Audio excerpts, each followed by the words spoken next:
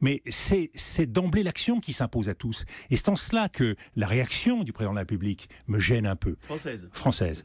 Pourquoi ? Aujourd'hui, il faut pousser le nouveau président élu et l'administration américaine qui va se mettre en place à évoluer dans le bon sens. Et nous avons une responsabilité et un rôle à avoir dans ce domaine.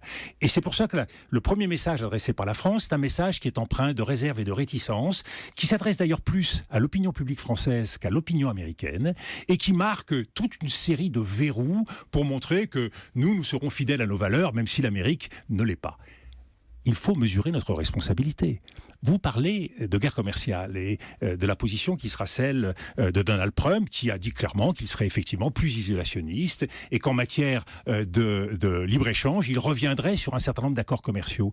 Mais faisons des propositions à Donald Trump, à travers nos diplomates, à travers les messages que nous lui adressons et que nous adresserons à la nouvelle administration. Il y a des points où nous pouvons proposer des pistes de solutions. Par exemple, nous nous inquiétons fortement, et notre opinion publique en France, à juste titre, le peuple français s'inquiète dans le domaine de l'emploi.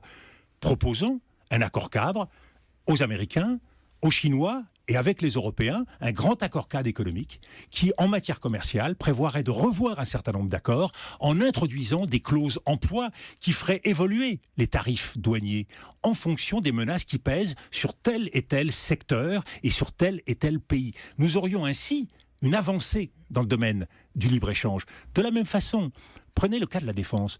On a une perche qui nous est tendue par Donald Trump fantastique. Donald Trump a dit aux Européens et aux alliés du Pacifique, et notamment au Japon, qui ne souhaitaient pas financer à fonds perdu l'aide à la défense de nos pays. Et bien ça tombe bien. Moi, je suis convaincu que le retour de la France dans l'OTAN a été une sottise. Et je suis convaincu qu'on a là une opportunité pour enfin créer le pilier européen de défense dont nous avons besoin. Profitons que Donald Trump veut bouger sur ces questions pour lui offrir une porte de sortie. Très bien.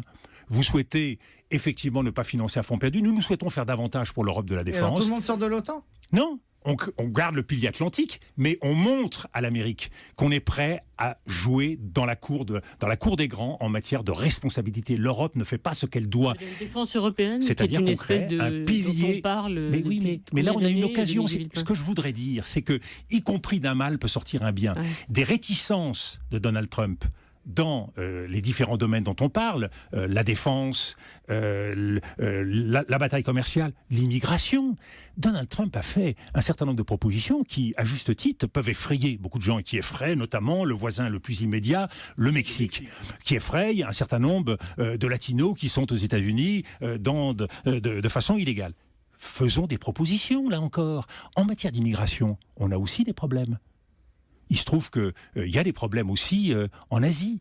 Eh bien, faisons en sorte, comme les Chinois l'ont fait avec leur grand projet Route de la Soie, qui vise à stabiliser le pourtour de la Chine, l'Asie centrale, à travers un grand plan des infrastructures, pourquoi est-ce que nous ne mettrions pas en place un grand plan Eurafrique pour stabiliser les populations d'Afrique, régler le problème de l'immigration, régler en partie le problème du terrorisme, ça prendra du temps, beaucoup d'argent, mais voilà un grand projet politique.